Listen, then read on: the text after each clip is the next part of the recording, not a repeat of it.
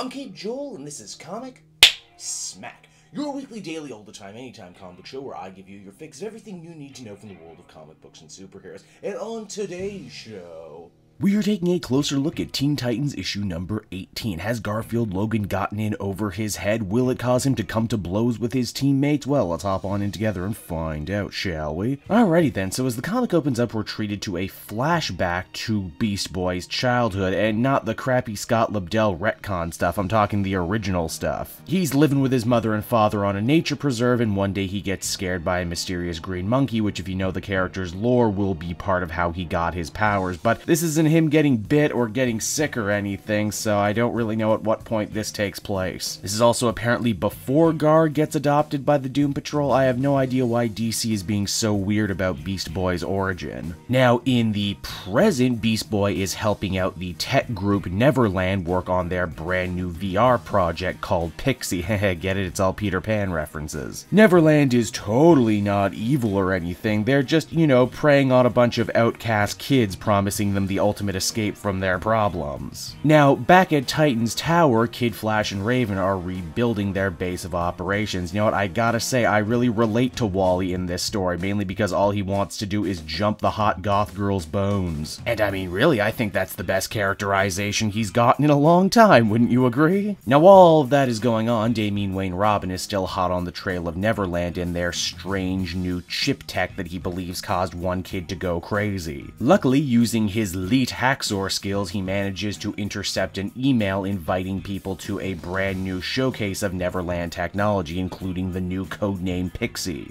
The Teen Titans plan to go in undercover and see what all the buzz is about. What they're not aware of, though, is their own teammate Beast Boy has already been set up to be the spokesmodel for Pixie. It's at the event we actually learn a little bit more about Jordan, the girl behind all of this and the one who brought Beast Boy into the fold. Apparently she had a pretty abusive home life and because of that tried to escape into technology. That was the inspiration behind building the whole Pixie VR framework. Gar says he really relates to what the people at Neverland are trying to do. He's always changing his shape, changing his name, changing his costume, because maybe deep down there's something about him he doesn't like, something he's trying to run from. We're then treated to an absolutely adorable scene wherein all of the Teen Titans in costume try and sneak into the event, Damian especially looking like the 90s threw up all over him. By God, he's Steve Buscemi from Not Another Teen Movie. Hello, fellow children, I'm totally not a super narc. The Wayward kids are ultimately really impressed by what Pixie has to offer. Imagine the greatest MMORPG VR experience you've ever seen, but you know, I'm sure they would ruin it with loot boxes somewhere down the line. As Damian very astutely brings up, even if Neverland isn't evil, and there's at least a 100% chance that they are evil, what they're doing is essentially biohacking a bunch of impressionable kids. Damian then confronts Beast Boy, and he uses all the grace and tact that you have come to expect from the little assassin type, by which I mean he's about as sensitive as a sledgehammer to the nuts.